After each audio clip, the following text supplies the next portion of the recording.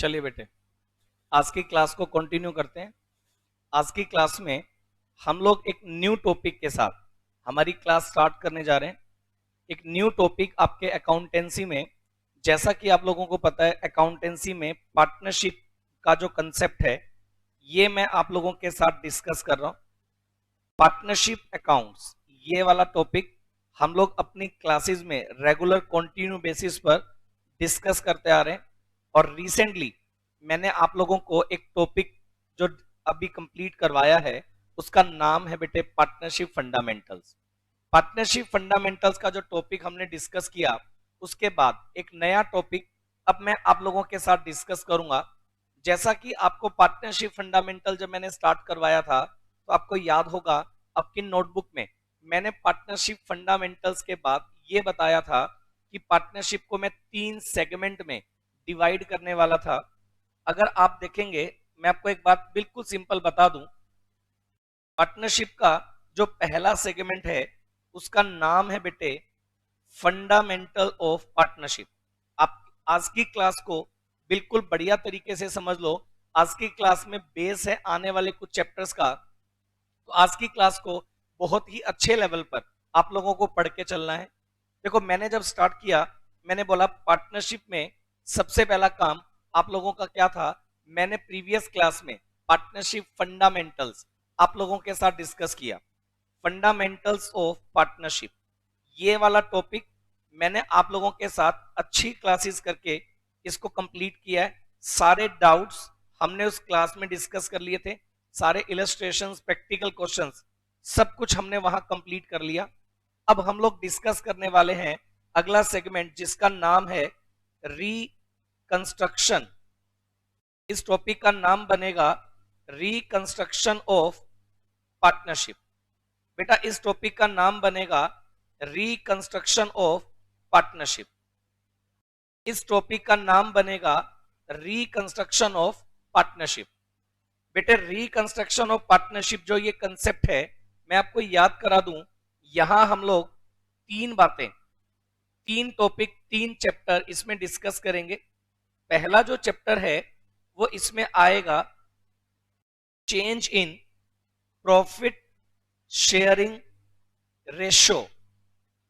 Change in profit sharing ratio between all partner, between partners. अगर partners एक partnership firm को operate कर रहे हैं और उस दौरान अगर वो अपने प्रॉफिट रेशो में चेंज कर दें तो उसका इंपैक्ट क्या पड़ेगा, एक तो हमें ये देखना है। नंबर 2, हमें ये देखना होगा, एक टॉपिक हम लोग डिस्कस करेंगे बेटे, admission of a partner. Admission of a partner ये हम लोग डिस्कस करेंगे। एडमिशन ऑफ अ पार्टनर ये हम लोग डिस्कस करेंगे। और एक टॉपिक हम लोग डिस्कस करेंगे रिटायरमेंट। एक टॉपिक हम लोग डिस्कस करेंगे retirement oblique death of a partner. Retirement oblique death of a partner. 3 topic हमारे जो हैं वो चलेंगे रिकंस्ट्रक्शन को लेकर। मैं आपको ये बता दूं, पार्टनरशिप फंडामेंटल्स आपके लिए एक सिंगल टॉपिक है। रिकंस्ट्रक्शन ऑफ पार्टनरशिप, ये देखो मैंने लिखा रिकंस्ट्रक्शन ऑफ पार्टनरशिप, कि अगर पार्टनरशिप के जो कंसेप्ट है उसमें चेंज होगा, पार्टनर्स की जो आप यूं कह लीजिए कि पार्टनरशिप में पार्टनर्स ने जो टर्म्स डिसाइड की थी अगर उसमें कोई चेंज होगा तो उसे हम लोग नाम देंगे रिकंस्ट्रक्शन ऑफ पार्टनरशिप फर्म। अब मेरे पास यहां जो आप स्क्रीन पर देख पा रहे हो रिकंस्ट्रक्शन ऑफ पार्टनरशिप फर्म, इसमें मैं आपको 3 टॉपिक करवाने वाला हूं। रिकंस्ट्रक्शन का मतलब पार्टनरशिप फर्म जो है उसकी टर्म्स में चेंज होगा, और ऐसी सिचुएशन में 3 टॉपिक मेरे पास निकल कर आते हैं।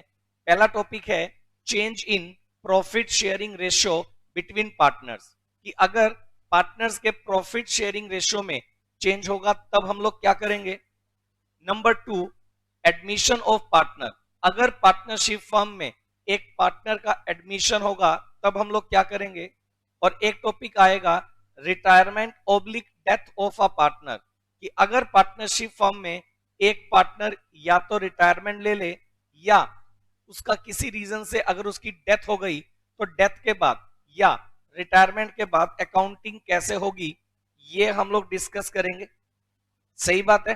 तो मेरे पास एक तो आएगा फंडामेंटल ऑफ पार्टनरशिप, पहला टॉपिक। रिकंस्ट्रक्शन में 3 टॉपिक हैं, change in profit sharing ratio between partner, admission of a partner, retirement oblique death of a partner. उसके बाद हम लोग एक टॉपिक डिस्कस करेंगे बेटा जिसका नाम होगा dissolution, dissolution of a partnership firm, dissolution of partnership firm. कि भाई अगर आपकी पार्टनरशिप फर्म डिसोल्व हो जाए, अगर आपकी पार्टनरशिप फर्म डिसोल्व हो जाए, अगर आप बोलेंगे sir what do you mean by dissolution, dissolution का मतलब अगर पार्टनरशिप बिजनेस में 2 और मोर देन 2 पार्टनर्स हैं और अगर वो बिजनेस को ही वाइंड अप कर दें तो उसे हम लोग बोलेंगे डिसोल्यूशन ऑफ पार्टनरशिप फर्म। एक थ्योरी का क्वेश्चन आएगा, मैं बताऊंगा what are the difference between dissolution of partnership and dissolution of partnership firm. बेटे एक बात याद रखना, ये जो रिकंस्ट्रक्शन है इसमें डिसोल्यूशन ऑफ पार्टनरशिप होता है। अगर आप ये समझें, इसका नाम आप एक काम करें अपनी नोटबुक में लिखें, इसका नाम होगा बेटे डिसोल्यूशन ऑफ पार्टनरशिप। इसे हम लोग नाम देंगे डिसोल्यूशन ऑफ पार्टनरशिप। जो 3 टॉपिक आप पढ़ रहे हो मेरे साथ, change in profit sharing ratio, admission of partner, retirement oblique death of a partner, ये तीनों टॉपिक डिसोल्यूशन ऑफ पार्टनरशिप के हैं। क्योंकि इन तीनों केस में पार्टनरशिप एग्रीमेंट की टर्म्स में चेंज होगा। लेकिन लास्ट में जो टॉपिक हम लोग पढ़ेंगे डिसोल्यूशन ऑफ पार्टनरशिप फर्म, उसमें हम कंप्लीटली बिजनेस को वाइंड अप करेंगे। डिसोल्यूशन ऑफ पार्टनरशिप फर्म का मतलब होता है बिजनेस को वाइंड अप करना। डिसोल्यूशन ऑफ फर्म का मतलब होता है कि जो पुरानी टर्म्स में एक फर्म चल रही थी वो टर्म्स खत्म करके नई टर्म्स के अकॉर्डिंग बिजनेस को स्टार्ट करना। तो यहां जो मेरे पास रिकंस्ट्रक्शन ऑफ पार्टनरशिप फर्म, इसमें 3 टॉपिक बैक टू बैक आएंगे, change in profit sharing ratio between partners, admission of partner, retirement oblique death of a partner. मैं आपको यह बता दूं इन सभी टॉपिक्स में हम लोग क्या डिस्कस करेंगे, एक ही जैसी टर्म्स हैं। एक कहने के लिए आप लोगों के सिलेबस में बेटा ये 3 चैप्टर्स हैं back to back, change in profit sharing, admission, retirement oblique death. लेकिन बेटे जिस दिन आप ये तीनों चैप्टर कंप्लीटली पढ़ लेंगे, तीनों चैप्टर कंप्लीटली पढ़ लेंगे, उस दिन आपको समझ में आ जाएगा कि ये तीनों चैप्टर बेसिकली एक ही तरह से बनने वाले हैं। अगर मैं बता दूं आप लोगों ने बेटा मेरे साथ change in profit sharing ratio ये वाला चैप्टर बढ़िया लेवल पर डिस्कस कर लिया, तो ये बात मान के चलना एडमिशन ऑफ पार्टनर और उसके बाद रिटायरमेंट ऑफ पार्टनर, उन टॉपिक्स को पढ़ने में आपको कंपैरेटिवली कम पेन होगा। रीजन क्या है, मैं ऐसी बहुत सारी terms change in profit sharing ratio वाले टॉपिक में ही आपके साथ डिस्कस कर लूंगा जिनका यूज एडमिशन वाले टॉपिक में भी होगा, रिटायरमेंट वाले टॉपिक में भी होगा। वो हम डिस्कस करेंगे कि कौन कौन सी टर्म्स मैं यही पढ़ा दूंगा जिनका यूज एडमिशन और रिटायरमेंट वाले चैप्टर में भी आपको कर लेना होगा। तो चलिए हम लोग शुरुआत करते हैं अपना टॉपिक। अब आपके सामने एजेंडा क्लियर है, लेकिन आज की क्लास में हम लोग चैप्टर कौन सा स्टार्ट करेंगे, change in profit sharing ratio between partner. आज की क्लास में हम लोग जो टॉपिक डिस्कस करेंगे उसका नाम है, लिखिएगा, change in profit sharing ratio, change in profit sharing ratio between partner, change in profit sharing ratio between partners. Partners के बीच में अगर प्रॉफिट शेयरिंग रेशियो में चेंज होगा तो उसका क्या इंपैक्ट आएगा, क्या अकाउंटिंग एडजस्टमेंट हमें करनी पड़ेंगी, वो सब हमें देखकर चलनी है। एक काम करते हैं, एक क्वेश्चन लिखते हैं, लिखो, एक क्वेश्चन लिखते हैं, इस तरह से लिखिए, लिखो व्हाट आर द, मैं आपको एक सिंपल सी बात बताता हूं, लिखिएगा ऐसे लिखो, what are the accounting adjustments made. What are the accounting adjustments made at the time of change in profit sharing ratio? Profit sharing ratio between partner. between partner. बेटे पार्टनर्स के प्रॉफिट शेयरिंग रेशियो में change का impact किन किन factors पर आएगा वो मैं आपको बता दूं। देखो मैं आपको इसका सॉल्यूशन बताऊं उससे पहले कुछ बातें क्लियर करता हूं। बेटे मैंने चैप्टर का नाम रखा change in profit sharing ratio between partners. आपको ऐसा लग रहा है कि सर इस चैप्टर में शायद आप ऐसा करवाएंगे कि भाई ए बी और सी तीन पार्टनर हैं जिनका रेशो फॉर एग्जांपल 3:2:1 था और इन्होंने एक पर्टिकुलर डेट पर ये डिसीजन लिया कि आज के बाद इनका जो प्रॉफिट रेशो होगा वो 1:1:1 होगा। दैट मींस 1/3, 1/3 और 1/3 होगा। अब अगर पार्टनर्स के रेशो में चेंज होगा, ये ओल्ड रेशो है और ये न्यू रेशो है, अगर तो पार्टनर्स के रेशो में चेंज होगा तो भाई इसका इंपैक्ट क्या पड़ेगा? इसका इंपैक्ट ये पड़ेगा कि पार्टनर्स के रेशो में जैसे ही चेंज होगा तो जो प्रॉफिट पार्टनर्स अब तक 3:2:1 में डिवाइड करते थे, आज के बाद इक्वल रेशो में डिवाइड करेंगे। आपको देखने से ऐसा लगता है कि भाई इस चैप्टर का मीनिंग यही होगा ना सर कि जो प्रॉफिट आज तक आप 3:1 के रेशो में डिवाइड करते थे, आज के बाद 1:1 के रेशो में डिवाइड करेंगे। तो ठीक है, P&L एप्रोप्रिएशन में पहले हम 3:1 का रेशो यूज कर रहे थे प्रॉफिट डिस्ट्रीब्यूशन को लेकर, अभी हम 1:1 का रेशो यूज कर लेंगे प्रॉफिट डिस्ट्रीब्यूशन को लेकर। तो सर इस चैप्टर में और क्या पढ़ने की जरूरत है? ये तो हमें समझ में आ रहा है कि रेशो पहले 3:1 था, अब 1:1 होगा, तो कोई दिक्कत नहीं है। सही बात नहीं है? इस चैप्टर में केवल इतना नहीं है, रेशियो में चेंज होने का इंपैक्ट केवल प्रॉफिट डिस्ट्रीब्यूशन पर नहीं पड़ेगा, जो बिजनेस में ऑलरेडी अपन ने कुछ एक्युमुलेशन किया है सब पर पड़ेगा। मैं एक एक करके सबकी बात बताऊंगा, आप लिखो, इसका जवाब लिखिए कि इसका इंपैक्ट किस किन बातों पर पड़ेगा। इसका आंसर लिखो, आप इसका आंसर लिखो।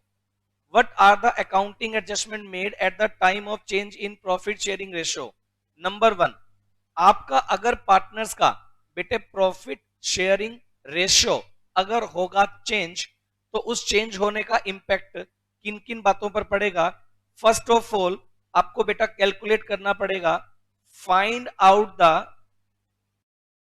Gaining and gaining ratio.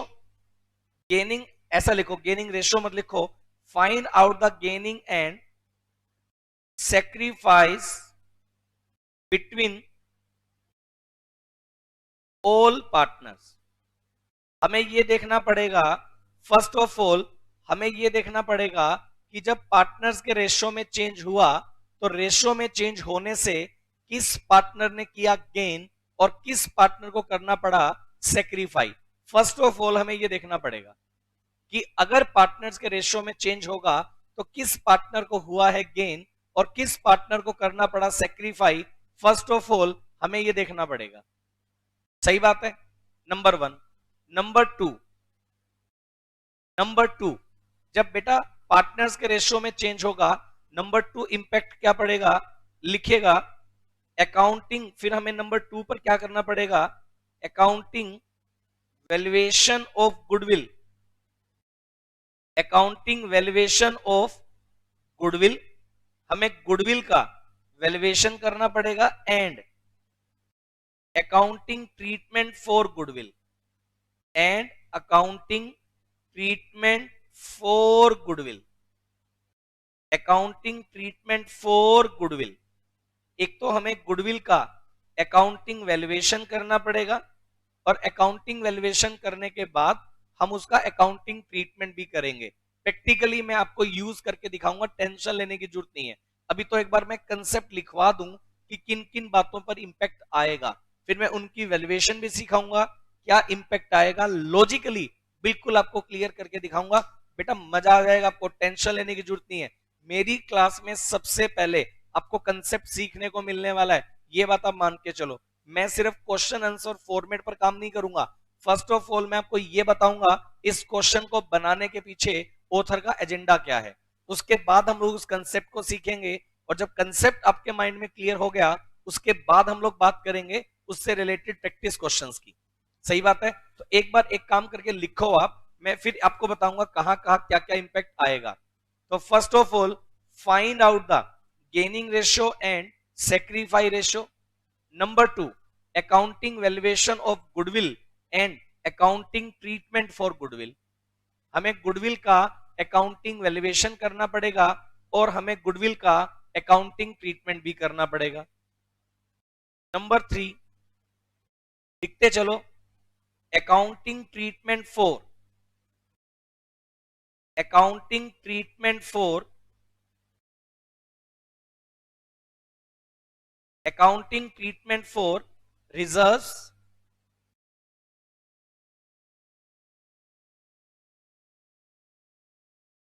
accumulated profits and losses। accounting treatment for reserves, accumulated profits and losses। हमें यह देखना पड़ेगा कि हमारे रिजर्व्स पर, accumulated profits पर और accumulated loss पर क्या इंपैक्ट आया, यह हमें देखना पड़ेगा। Accounting treatment for reserves, accumulated profits और accumulated losses, इनके लिए क्या ट्रीटमेंट होगा ये भी हम लोग देखेंगे कि भाई अगर एबीसी पार्टनर्स हैं, उन्होंने ऑलरेडी अपने बिजनेस में रिजर्व्स मेंटेन कर रखे थे या accumulated प्रॉफिट मेंटेन कर रखे थे। अब क्या हुआ, क्योंकि अब पार्टनर्स का जो रेशियो है वो चेंज होगा, तो उस रेशियो के चेंज होने का इंपैक्ट आपके प्रॉफिट या आपके रिजर्व्स के डिस्ट्रीब्यूशन में भी पड़ने वाला है। तो अगर पार्टनर्स के रेशियो में चेंज होगा तो उसका इंपैक्ट आपके रिजर्व्स पर, एक्युमुलेटेड प्रॉफिट या लॉसेस के डिस्ट्रीब्यूशन पर क्या इंपैक्ट आएगा वो हमें देखना पड़ेगा। नंबर फोर, एक एक बात बिल्कुल क्लियर बताऊंगा, टेंशन लेने की जरूरत नहीं है। नंबर फोर लिखो, accounting treatment for accounting treatment for accounting treatment for revaluation of assets and liabilities। accounting treatment for assets and liabilities, हम लोग assets और liabilities का accounting treatment भी करेंगे। accounting treatment for assets and liabilities, जितनी हमारी assets हैं, जितनी हमारी लाइबिलिटीज हैं, सबका हम लोग अकाउंटिंग रीवैल्यूएशन करने वाले हैं। Accounting treatment for revaluation of assets and liabilities. बेटा बिजनेस में जितनी भी हमारी एसेट्स और लाइबिलिटीज बैलेंस शीट में गिवन होंगी, तो हम लोग क्या करेंगे, जब पार्टनर्स के रेशियो में चेंज करेंगे तो बैलेंस शीट में दी गई एसेट्स और लाइबिलिटीज का हम लोग करेंगे रीवैल्यूएशन। और जब किसी भी एसेट या लाइबिलिटी का हम लोग रिवैल्यूएशन करेंगे तो रिवैल्यूएशन का जो इंपैक्ट आएगा प्रॉफिट और लॉस, उसका पार्टनर्स पर क्या इंपैक्ट पड़ेगा वो मैं आपको यहां सिखाने वाला हूं। सही बात। Number five,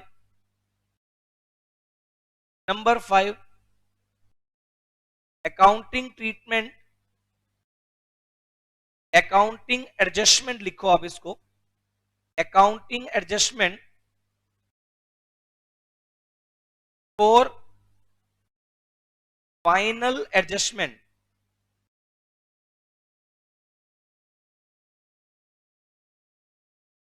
in partners capital account, in partners capital account, in partners capital account, accounting adjustment for final adjustment in partners capital। Partners capital में भी कुछ फाइनल एडजस्टमेंट्स हम लोग सीखेंगे कि किस तरह से पार्टनर्स कैपिटल में फाइनल एडजस्टमेंट्स की जाएंगी, वो भी हम लोग यहां करने वाले हैं। तो कुल मिलाकर बेटा अगर आप चेक करोगे तो मेरे पास कितनी एडजस्टमेंट्स हो गई, 5। टोटल 5 एडजस्टमेंट्स हैं जिन्हें मैं लेकर चलूंगा। टोटल 5 एडजस्टमेंट है जिन्हें मैं लेकर चलूंगा आपके इस टॉपिक में, इस चैप्टर में। जिस दिन आप ये कहेंगे कि सर ये 5 एडजस्टमेंट मेरे को बिल्कुल डेफिनेटली आती हैं, उसी दिन आपका चैप्टर कंप्लीट हो जाएगा बेटा। आपको ये मानकर चलो इस पूरे टॉपिक में ये 5 एडजस्टमेंट्स हमें डिस्कस करनी है। अब सुनो, मैं आपको जब ये चैप्टर करवाऊंगा, फर्स्ट ऑफ ऑल एक एक करके सब स्टेप्स अपन लोग डिस्कस करेंगे। पहली क्लास जब हम लोग डिस्कस कर रहे हैं तो मैं आपको करवाऊंगा कि किस तरह से कोई पार्टनर का गेन और सेक्रीफाई कैसे निकालेंगे, पहला पॉइंट है। फिर हम लोग अगली स्टेज पर आ जाएंगे, accounting valuation for goodwill and accounting treatment for goodwill. हम लोग पहले अकाउंटिंग वैल्यूएशन, गुडविल आपको सबको पता है, +1 में आपने सीखा होगा कि गुडविल एक इंटेंजिबल एसेट है। उसके बारे में मैं अगली क्लास में आपके साथ डिस्कस करूंगा कि गुडविल को लेकर के क्या ट्रीटमेंट होंगे, गुडविल को लेकर के किस तरह के मेथड्स होंगे, वो सब बातें मैं आपको इस क्लास में नोट करवाऊंगा। और उन सब बातों को बताने के बाद फिर हम लोग डिस्कस करेंगे कि किस तरह से इस टॉपिक के ऊपर काम किया जाए गुडविल वैल्यूएशन को लेकर, सही है। उसके बाद accounting treatment for reserves, accumulated profits and losses. Reserves, accumulated profit और लॉसेस को लेकर के क्या ट्रीटमेंट होगा वो मैं बताऊंगा। उसके बाद हम लोग बात करेंगे रिवैल्यूएशन के बारे में, और उसके बाद हम लोग बात करेंगे फाइनल एडजस्टमेंट कैपिटल को लेकर के कैसे होगा। सब बातें एक एक करके मैं डिस्कस करूंगा बेटा। तो यहां मेरे पास कुल मिलाकर 5 टॉपिक्स बनेंगे और इन 5 टॉपिक्स को लेकर के मैं 1 to 1 चलने वाला हूं। तो सबसे पहला स्टेप जो आपको नजर आ रहा है, find out the gaining and sacrifice between all partner. यहां से मैं स्टार्ट करूंगा, यहां से मैं स्टार्ट करूंगा। ये देखिए, find out the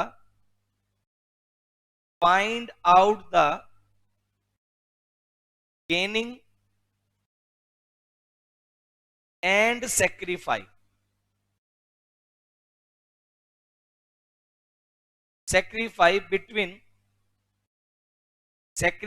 between partners.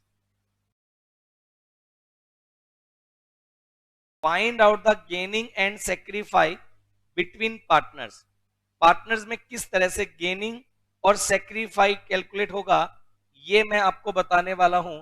Find out the gaining and sacrifice between partners, किस तरह से हम लोग जो है गेनिंग और सेक्रीफाई को डिवाइड करेंगे, कैसे कैलकुलेट करेंगे, ये मैं आपको बताने वाला हूं। इसके लिए बेटे मैं आपको आपकी बुक के अकॉर्डिंग, आपकी बुक का इलस्ट्रेशन नंबर 1 यहां से मैं स्टार्ट करने वाला हूं। आपकी बुक में जो इलस्ट्रेशंस दिए हैं, अगर मैं उन इलस्ट्रेशंस को बेस बनाकर इलस्ट्रेशन नंबर 1 आपको पढ़ा दूं, बिल्कुल छोटा सा 2 लाइन का इलस्ट्रेशन है। समझिए, ये जो पहला स्टेप मैं आपको बता रहा हूं बेटा, ये बिल्कुल सिंपल स्टेप है। ये देखिएगा, ए और बी 2 पार्टनर हैं, ए एंड बी 2 पार्टनर्स हैं जिनका रेशो है 2:1, that means 2/3 and 1/3। With effect from April 2019, they agreed to share profit and losses in the ratio of equal ratio. ये अपने प्रॉफिट को इक्वल रेशो में डिवाइड करते हैं। इन्होंने डिसाइड किया कि अभी तक इनका रेशो 2:1 था, आज के बाद इनका रेशो 1:1 होगा, ऐसा इन्होंने डिसाइड किया है। Calculate the individual partners gain and sacrifice due to change in ratio. आपको यह बताना है, ऐसा अगर इनका डिसीजन हो, इससे किस पार्टनर को गेन होगा और किस पार्टनर को सेक्रीफाई करना पड़ेगा, ये हमें चेक करना है। तो बेटे अगर मैं आपको क्लियर करूं तो ये देखिए ए, और अगर मैं बात करूं बी, तो भाई ए की बात करें तो ए का ओल्ड कितना है 2/3 और ए का न्यू कितना है 1/2। बी का ओल्ड कितना है 1/3 और बी का न्यू कितना है 1/2। तो ओल्ड और न्यू दोनों गिवन है, ओल्ड माइनस न्यू कर दो। अब एलसीएम आप लोगे 6, अब कैलकुलेट करो 3 2 6, 2 2 जा 4, ऊपर 4 आ जाएगा और यहां 3 आ जाएगा। मतलब पहले आपको जहां 4 मिलता था अब 3 रह गया, दैट मीन्स 1/6 आपका हो गया भाई सेक्रीफाई। 1/6 आपका तो हो गया सेक्रीफाई। और अगर सेकंड पार्टनर की बात करूं, इसका एलसीएम आएगा 6, तो ये आएगा बेटा 2 माइनस 3। ये माइनस का जो 1/6 आ रहा है बेटा, कोई भी फिगर माइनस में कब आ रही है, जब कम में से आप ज्यादा को माइनस करोगे तो अल्टीमेटली रिजल्ट माइनस में आएगा। यानी कि पहले आपको कम मिला करता था, अब आपको ज्यादा मिलना स्टार्ट हुआ, कम में से ज्यादा को माइनस करोगे तो भाई साहब आपका क्या निकल कर आएगा, माइनस का वैल्यू। और माइनस का वैल्यू जहां आ रहा है दैट मींस वो क्या कर रहा है भाई, गेन। कि पहले आपको कम मिलता था अब आपको ज्यादा मिल रहा है, इसका मतलब आपने क्या किया है, गेन किया है। तो भाई अगर मैं बात करूं तो 1/6 इसका तो आ गया सेक्रीफाई और 1/6 इसका आ गया गेन। ये आपके लिए एक पॉइंट बनेगा। सब लोग मेरे को ये बताओ, ये वाली बात क्लियर है क्या? सही है जी। तो 1/6 एक पार्टनर का आया सेक्रीफाई और एक पार्टनर का आ गया गेन। इस तरह से चलाएंगे। अगर कोई डाउट है आप मेरे को बताओ। सिर्फ मैंने ओल्ड और न्यू को कंपेयर किया, जिसका आंसर नेगेटिव जा रहा है, मतलब जिसका आंसर कम हो रहा है दैट मींस सेक्रीफाई, जिसको ओल्ड के कंपैरिजन में न्यू ज्यादा मिल रहा है दैट मींस वो क्या कर रहा है, गेन। और हमेशा याद रखना, एक पार्टनर जितना सेक्रीफाई करेगा दूसरा हमेशा उतना ही गेन करेगा। गेन और सेक्रीफाई ऑलवेज क्या होंगे, इक्वल। एक पार्टनर जितना सेक्रीफाई करेगा दूसरा उतना ही गेन कर लेगा बेटा। सही है। चलो एक काम करते हैं, इसी तरह का एक छोटा सा क्वेश्चन और भी है मेरे पास, वो मैं आपको करवा रहा हूं आपकी बुक के अकॉर्डिंग ही। अगर मैं इलस्ट्रेशन नंबर 2 पर चलता हूं, आपकी बुक के अकॉर्डिंग इलस्ट्रेशन नंबर 2 पर अगर मैं चलूं तो लिखा गया कि ए, बी और सी तीन पार्टनर हैं जिनका रेशो हमें गिवन है 3:2:1। That means 3/6, 2/6 and 1/6। ये तीनों पार्टनर्स का रेशियो है। सही है जी। अब इन्होंने ये डिसीजन लिया कि भाई अब के बाद जो रेशियो होगा वो 2:2:1 होगा। मतलब अब पार्टनर्स का जो रेशियो है 2:2:1 होगा। दैट मींस 2/5, 2/5 और 1/5 ये पार्टनर्स का रेशियो होगा। ये हमें बोला गया, मतलब पार्टनर्स का रेशियो पहले कितना था, 3:2:1। अब पार्टनर्स का रेशियो कितना होगा, 2:2:1। ऐसे हमें बोला गया find out the new ratio, sorry find out the gaining and sacrifice. तो भाई ए का ओल्ड कितना है 3/6, न्यू कितना है 2/5। बी का ओल्ड कितना है 2/6, न्यू कितना है 2/5। सी ओल्ड कितना है 1/6, न्यू कितना है 1/5। अगर आप चेक करें इस तरह से ओल्ड माइनस न्यू करके आप चलेंगे। अब अगर मैं इसकी बात करूं, एलसीएम इसका कितना आएगा भाई 30, तो ये आएगा 15 माइनस 12, ये वैल्यू आएगी 3/30। इतना मैथमेटिक्स आपको आना चाहिए। ओल्ड माइनस न्यू करके अपन ने ये कैलकुलेट कर दिया ए का सेक्रीफाई। इसी तरह से अगर आप बी की बात करें तो भाई बी की बात करेंगे तो देखो बी का क्या आ गया, एलसीएम कितना लोगे 30, तो ये कितना आएगा 10 और ये आएगा 5 6 30, 2 6 12, माइनस का 2/30 आ गया बेटा। अब जो फिगर माइनस का 2/30 है दैट मींस ओल्ड के कंपैरिजन में न्यू उसको ज्यादा मिल रहा है, तो वो क्या हो जाएगा भाई, गेन। नंबर थर्ड, अगर हम लोग बात करें नंबर थर्ड, एलसीएम कितना आ गया 30, तो ये वैल्यू निकालोगे 5 माइनस 6, इसका आएगा 1/30, इसका आ जाएगा भाई गेन। सब लोग मेरे को ये वाली बात बताओ क्लियर है क्या? जो माइनस की फिगर में आ गया मतलब वो गेन कर रहा है, और जो प्लस की फिगर में आ रहा है दैट मींस वो सेक्रीफाई कर रहा है। क्योंकि ओल्ड के कंपैरिजन में न्यू अगर कम आएगा तो आपकी ये फिगर प्लस में आ रही है, और ये वाली फिगर माइनस में आ रही है, ये वाली फिगर भी माइनस में आ रही है।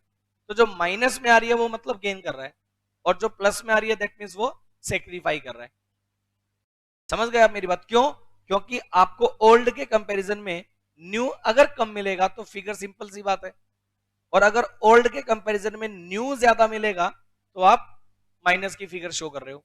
तो ओल्ड के कंपैरिजन में न्यू अगर ज्यादा मिल रहा है दैट मींस गेन, और ओल्ड के कंपैरिजन में न्यू अगर कम मिल रहा है that means sacrifice.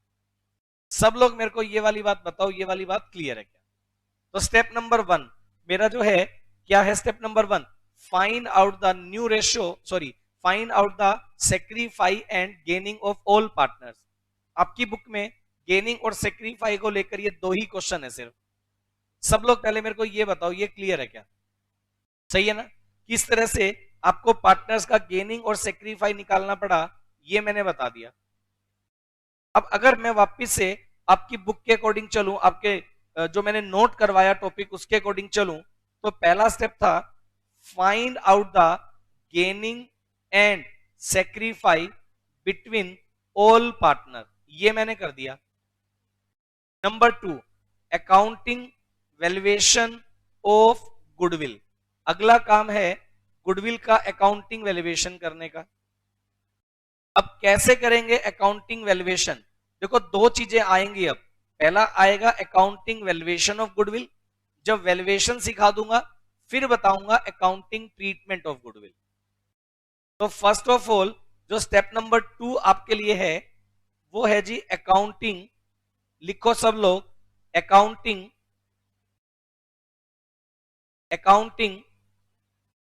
Valuation of goodwill.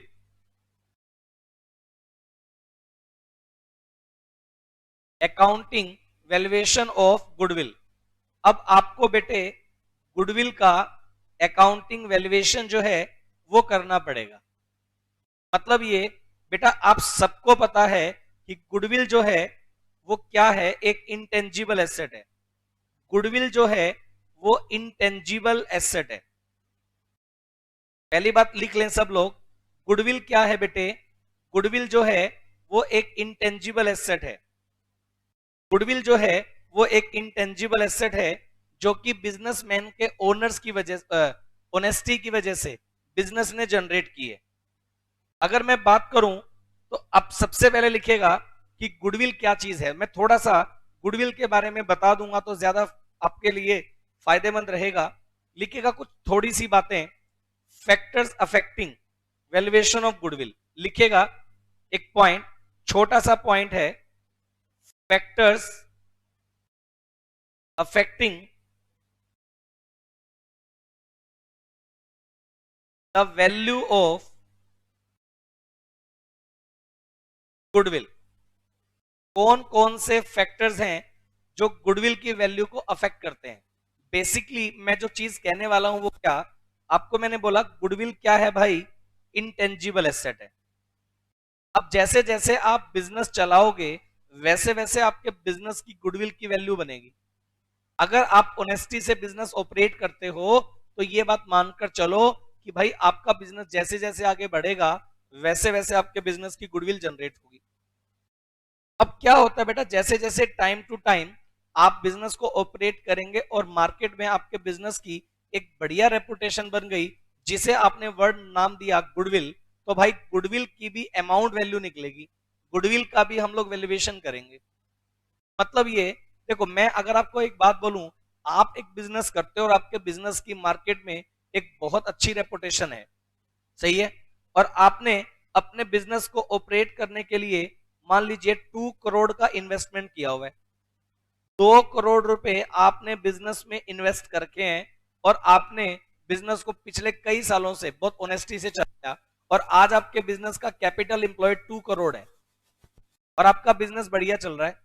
एक पर्सन आपको आके बोलता है कि ये लो सर 2 करोड़ और लाओ अपना बिजनेस आप मेरे को दे दो, तो मेरा क्वेश्चन आपसे ये है कि क्या आप 2 करोड़ में अगर आप अपना बिजनेस सेल भी करना चाह रहे हो तो क्या आप 2 करोड़ में अपना बिजनेस दे दोगे? आप बोलेंगे नहीं सर, क्योंकि मैंने इतना बढ़िया बिजनेस ऑपरेट करके दिया तो मैं चाहूंगा कि मेरे को बिजनेस की जो वैल्यू थी उससे थोड़ा ज्यादा ही मिले। मतलब 2 करोड़ का बिजनेस अगर आप किसी को 2 करोड़ से ज्यादा में दे रहे हो दैट मींस वो एक्स्ट्रा जो अमाउंट आपको रिसीव होगा वो किस चीज का रिसीव होगा? गुडविल का रिसीव होगा। लेकिन आप किसी भी पर्सन को अगर अपना बिजनेस ट्रांसफर करोगे और आप डिमांड करोगे गुडविल की, तो how to calculate the value of goodwill मैं आपको सिखाने वाला हूं। सही बात है ना, कि गुडविल जो है उसकी वैल्यू निकालोगे कैसे। अगर आप अपना बिजनेस किसी को ट्रांसफर करोगे तो भाई उस टाइम पर आप गुडविल की वैल्यू कैसे निकालोगे, वो हम सीखेंगे। लेकिन उससे पहले मैं आपको ये बता दूं, what are the factors affecting the value of goodwill, कि गुडविल की वैल्यू को कौन कौन से फैक्टर्स हैं जो अफेक्ट करते हैं, जिसकी वजह से गुडविल कम या ज्यादा होगी। अगर मैं बात करूं, नंबर 1,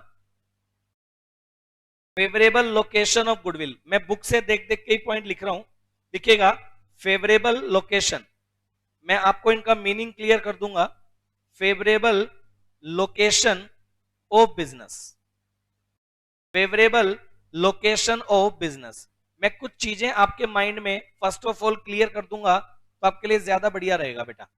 देखो, अगर बिजनेस की लोकेशन फेवरेबल है तो अंडरस्टूड है कि उसकी गुडविल ज्यादा होगी।